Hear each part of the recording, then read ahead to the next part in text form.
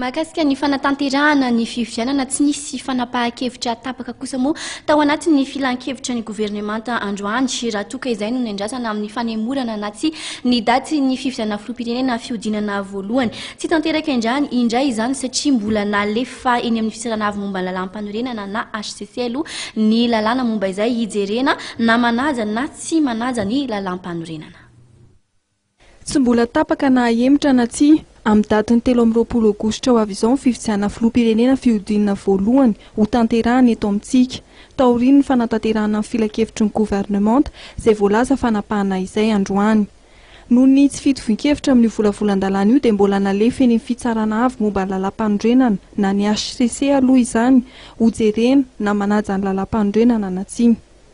Ho an'ny mpitondra fanjakana kandida amin'ny fifidianana dia no amafisina nandritra filan-kevitry ny Gouvernemanta androany fa tokony hiala amin'ny toerana izy ireo 80 andro alohan'ny fifidianana. Isan'ny lalàna nalefa eny amin'ny parlemanta andaniana ny olona tokony tantana amin'ny fitondrana rehefa mametra-pialana ireo mpitantana ireo. Raha araka ny feo mandeha dia misy amin'ireo minisitra sasantsasany mantsy tsy manaiky ny triomvirat ka izay mahatonga ity fanaovana lalàna nalefa eny amin'ny parlemanta ity.